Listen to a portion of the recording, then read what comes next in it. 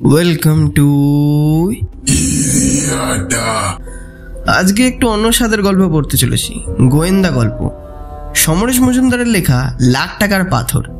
শুরু করতে চললাম আজকের গল্প লাখ টাকার পাথর। তার আগে আপনাদের প্রতি লাইক, শেয়ার এবং সাবস্ক্রাইব করতে আমার চ্যানেলটি, যাতে আরও নতুন এরম অজানা গল্প শুনতে পান। শুরু করতে চললাম লাখ টাকার পাথর। লিখেছেন সমরেশ মজুমদার। এই শহরের বিখ্যাত শিল্পপতি অমলেন্দু রায় পরলোক গমন করেছেন। খবরটা শুনে শহরের মানুষ খুবই দুঃখিত হয়েছিল। অমলেন্দু বাবুকে সবাই খুব ভালোবাসত। নিজের বিশাল ব্যবসায় তরুণদের চাকরি দেওয়া ছাড়াও জেলার বিভিন্ন কার্যের সাথে তিনি যুক্ত থাকতেন। বিশেষ করে ফুটবল তার প্রিয় খেলা ছিল। শহরের সবচেয়ে নামী ক্লাবের তিনি আজীবন সভাপতি ছিলেন। খবরটা অর্জুন পেয়েছিল কদমতলায় চায়ের দোকানে বসে সে। তখন রাত 8টা। অমলেন্দু রায়ের সঙ্গে তার সরাসরি আলাপ ছিল না, কিন্তু কেউ মারা গেছেন শুনলে মন ভালো থাকে না। বাড়ি ফেরার পর মা বললেন, 3টি টেলিফোন এসেছিল, তারা আবার করবে। আধ ঘন্টার মধ্যে সে টেলিফোন আবার এলো। দুজন মানুষ পৃথক পৃথক ভাবে টেলিফোন করছেন। প্রথমজন অমলেন্দু রায়ের বড় ছেলে বিমলেন্দু। তিনি একটু ভূমিকা করে বললেন আজই অর্জুনের সঙ্গে দেখা করতে চান। অর্জুন তাকে আসতে বলল। কারোর বাবা সন্ধেবেলায় মারা গেলে যে পরিস্থিতি হয়, তাই টেলিফোন করে একজন অপরিচিতের সঙ্গে দেখা করতে চাওয়া মানায় না। বেশ অবাক হয়েছিল অর্জুন। খুব সিরিয়াস কিছু ওই পরিবারে ঘটেছে বলেই সে অনুমান করছিল। দ্বিতীয় ফোনটি করেছিল অমলেন্দুবাবুর মেজ ছেলে কমলেন্দু। সে কোনো ভূমিকা করেনি, বলল, আপনি আমার কিছু বন্ধু বান্ধবকে চেনেন? আমার বাবা আজ মারা গিয়েছেন। বিশেষ সম্পত্তি নিয়ে আমি ভাবছি না। বাবার কোমরে একটা রূপোর চেনে দামি পাথর ছিল। শুনতাম পাথরটার দাম 1 লাখ টাকা। হাসপাতাল থেকে যখন বাবাকে নিয়ে আসা হয় তখন সেটা আমি দেখেছি। বাড়ি ফিরে এসে বাবার পোশাক পরিবর্তন করতে গিয়ে দেখি রূপোটার চেন রয়ে গেছে, পাথরটা নেই। আপনি যদি রহস্য উদ্ধার করে দেন তাহলে 5,000 টাকা পারিশ্রমিক দেব। ভেবে দেখছি বলে টেলিফোন নামিয়ে রাখে অর্জুন। বিমলেন্দুবাবু এসেছিলেন 10টার মধ্যে। নিজের গাড়ি চালিয়ে এসেছিলেন। বাইরের ঘরে বসে মোটামুটি একই কাহিনী শোনালেন। অর্জুন তাকে বলল, আপনারা মৃতদেহের পোশাক পরিবর্তনের পর পাথরটা পাচ্ছেন না? পোশাক পরিবর্তনের সময় কেউ সঙ্গে ছিলেন? মা এবং ছোট ভাই তপেন্দু। ঘরের দরজা বন্ধ করে ওরা চেঞ্জ করিয়ে দিয়েছিল। স্বাভাবিক। তারা কি বললেন? মায়ের সঙ্গে তো কথা বলা হচ্ছে না, তাই তিনি প্রায় জ্ঞান হারাচ্ছেন। তপেন্দু বলল, বাবার মৃত শরীরের হাত পড়ায় এমন নার্ভাস হয়ে পড়েছিল যে পাথরটার কথা খেয়ালই করেনি। অর্জুনবাবু, পাথরটা শুধু দামি নয়, ও আমাদের পরিবারের কাছে অনেক পুরুষ ধরে আছে। আপনি কি এখনো আছে বলে ভাবছেন? আমার বিশ্বাস বাড়িতেই আছে। আপনার কথার অনুযায়ী মা এবং তপেন্দুবাবুকে সন্দেহ করতে হয়। আমি কি বলবো? মা এমন কাজ করলে আমাকে নিশ্চয়ই বলতেন। তপেন্দু, না না, বিশ্বাস হয় না। ওর ওসব অভ্যাস ছিল না। তাছাড়া ও পড়েছিল পাজামা আর গেঞ্জি। ওই অবস্থায় কিছু লুকিয়ে রাখা যায় না। রাখতে গেলে মা দেখতে পেতেন। পুলিশে জানিয়েছেন? না, আমরা থানা পুলিশ করতে চাই না। লোকে বলবে বাবা মারা যাওয়া মাত্র গোলমাল শুরু হয়ে গেল, আমাদের পারিবারিক সম্মান কিছু থাকবে না। আপনার মেজ ভাইকে সন্দেহ হয়? ঠিক সন্দেহ বলতে যা বোঝায় তা হয় না, তবে ওর টাকা পয়সার খুব টান। বাবা খুব অসন্তুষ্ট ছিলেন ওর রোজ খরচের বহর দেখে। হাসপাতাল থেকে আসার সময় ওই দেখেছিল পাথরটা বাবার কোমরের চেনের সঙ্গে ঠিক আছে কিনা। হাসপাতালে ভর্তি করার সময় শরীরের গয়না খুলে রাখার কথা। আপনার অত দামি জিনিস তথ্য ভর্তি করেছিলেন? ওখান থেকেও তো চুরি হয়ে যেতে পারত। দুপুরে বাবার হার্ট অ্যাটাক হওয়ার পর ওসব ভাবার সময় ছিল না। হাসপাতাল থেকেও কিছু বলেনি। মেজভাই নাও বললে এখনো আমার মনে পড়তো না। আপনার মেজভাই ছাড়া কেউ হাসপাতাল থেকে আসার সময় পাথরটাকে দেখেনি, তাই তো? একটু ভেবে বলুন। একমাত্র ওই দেখেছিল মনে হয়। তাহলে তো এমনও হতে পারে ওই হাসপাতাল থেকেই খোয়া গিয়েছে। আপনার মেজ ভাই মিথ্যে বলছেন যাতে লোকে ভাবে বাড়ি আসার পর কেউ সরিয়েছে। তা কি সম্ভব? কিছুই অসম্ভব নয়, কিছুই অসম্ভব নয়। আবার ঠিক এইটাই যে ঘটেছে এমন কথাও আমি বলছি না। আমি সম্ভাবনাগুলোকে তুলে ধরছি। আচ্ছা, পোশাক পাল্টে দেওয়ার পর ওই ঘরের ভেতর থেকে কে বেরিয়ে এসেছিল প্রথমে? আপনারা কোথায় ছিলেন? বাড়ির তো সবাই কাঁদছিল, কারণ মাথা কাজ করছিল না। তবেন্দু ঘরের দরজা খুলে বেরিয়ে এসে আমাকে জড়িয়ে ধরে কাঁদলো। আমি ওকে কোনো মতে ছাড়িয়ে ঘরে গিয়ে দেখলাম মা অজ্ঞান হয়ে পড়ে আছেন। মাকে জড়িয়ে ধরে অনেক ডাকাডাকির পর জ্ঞান এলো। তখন ঘরে কে কে ছিল? তখন তবেন্দু বেরিয়ে যাওয়ার পর ঘরে মা ছিলেন আর এবং আমি ঢুকেছিলাম। আপনার পর আমি চেঁচিয়ে মাকে ডাকাডাকি করার সময় সবাই এসে বলল, ততক্ষণ আপনি একা আর আপনার মা অজ্ঞান হয়ে পড়েছিল? হ্যাঁ, কিন্তু সেটা 8 মিনিটও নয়।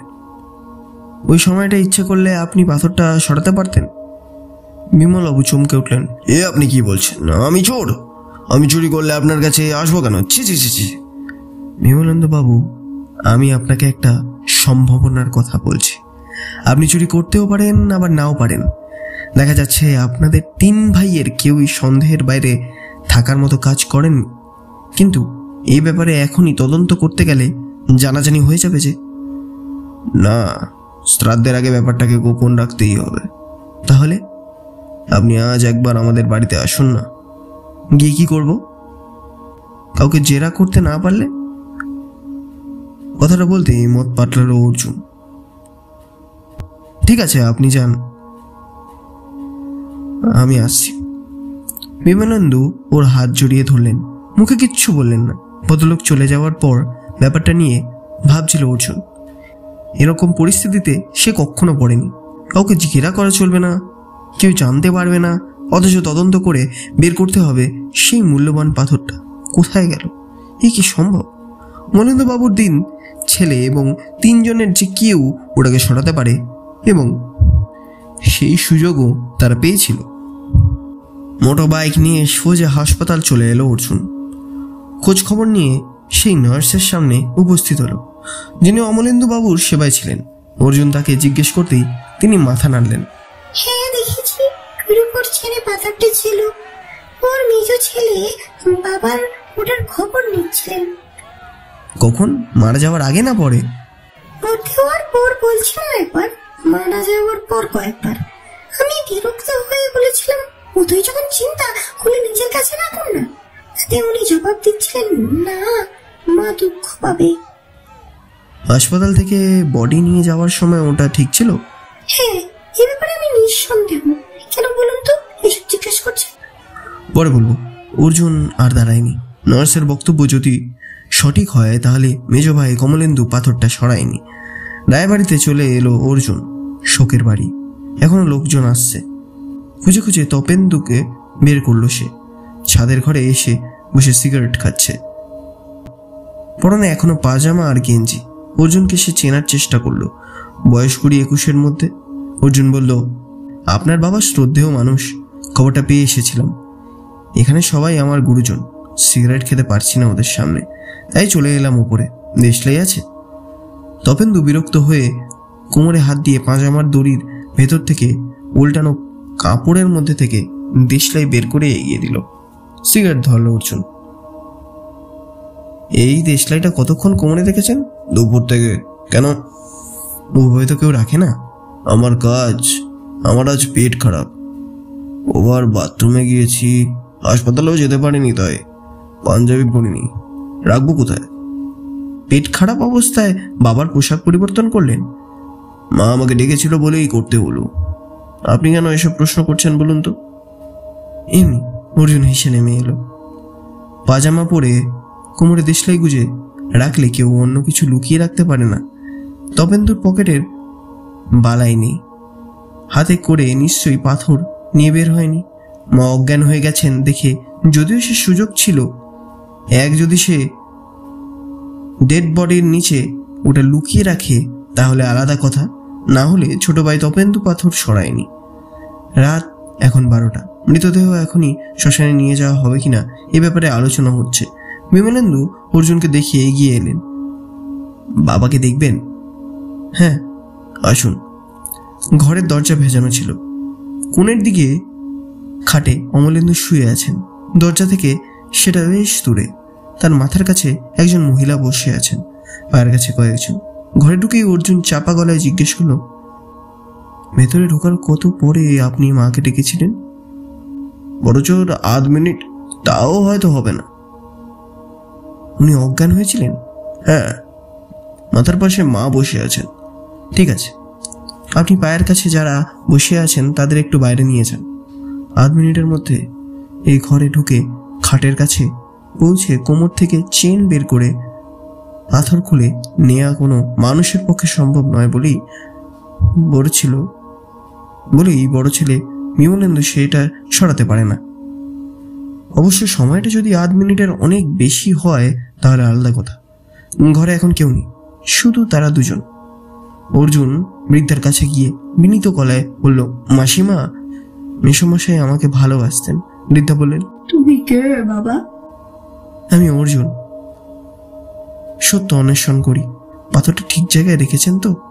সঙ্গে সঙ্গে কেঁদে উঠলেন বৃদ্ধা। চাপা গলায় কাঁদতে কাঁদতে বললেন,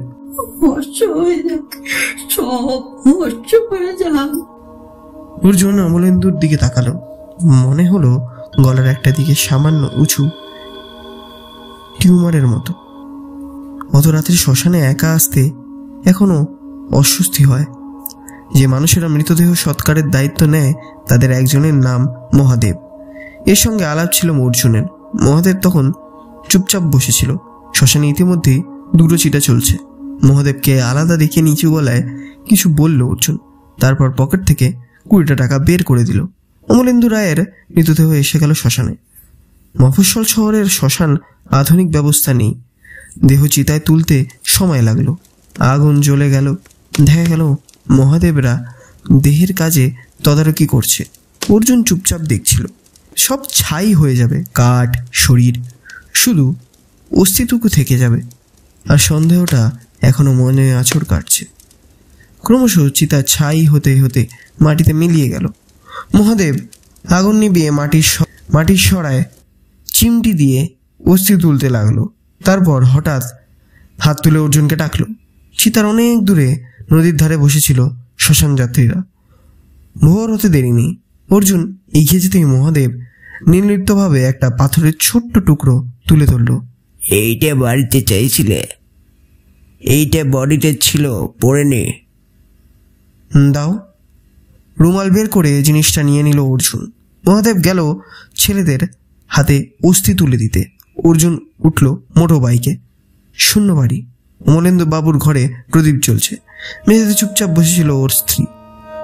পায়ের শব্দে মুখ তুললেন। অর্জুন বলল, আবার বিরক্ত করছি? কে তুমি? আমি অর্জুন। রাত্রে কথা হয়েছিল। এই যাও। আমি কিছুই চাই না। আপনি বলেছিলেন সব ভস্য হয়ে যাক, কিন্তু কিছু জিনিস আছে যা কিছুতেই ভস্য হতে চায় না, আগুন পোড়াতে পারে না। একটা খালি প্রদীপের খোল নিয়ে রুমাল থেকে পাথরটা বের করে রাখলো অর্জুন। তারপর খোলটা বসিয়ে দিল প্রদীপের পাশে। এটা আপনাদের পারিবারিক সম্পত্তি। মনে হয় আপনি ছোট ছেলে বেরিয়ে যাওয়ার পর আপনার স্বামীর কোমর থেকে খুলে ওর মুখের মধ্যে ঢুকিয়ে দিয়েছিলেন। জীবের নিচে ওটার যাওয়ার কথা নয়। কি করে গলার ভেতরে গেল সেটা আপনিই জানেন। বড় ছেলে ঘরে ঢোকার আগেই কাজটা করেছিলেন আপনি। আপনার একটাই স্বার্থ ছিল, জিনিসটা ছেলেদের হাতে পুরুক আপনি চাননি। কিন্তু এটা ভস্য হয়নি। এখন কি করবেন তা নতুন করে ভাবুন। ওরা দাহ শেষ করেছে, এক্ষুনি ফিরে আসবে। এলাম। সারা রাত জাগার ক্লান্তি নিয়ে ভোরের রাস্তায় বাইক ছুটিয়ে যাচ্ছিল অর্জুন। এখন একটু ঘুমানো দরকার। কেমন লাগলো এই অদ্ভুত নতুন ধরনের গল্পটি? অর্জুনের গল্প। মীর আফসার আলীর চ্যানেলেও আপনারা এরকম গল্প হয়তো শুনে থাকবেন। আমি একটু অন্য স্বাদের গল্প চেষ্টা করলাম, কারণ ভূতের গল্প বড্ড হয়ে গেছিল। তো এটা আমার একটা নতুন প্লেলিস্ট, গোয়েন্দা গল্পের। ধন্যবাদ। আপনাদের কেমন লাগলো নিশ্চয়ই জানান কমেন্ট করে।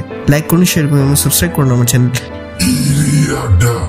যাতে নতুন নতুন আরও অজানা গল্প শুনতে পারেন।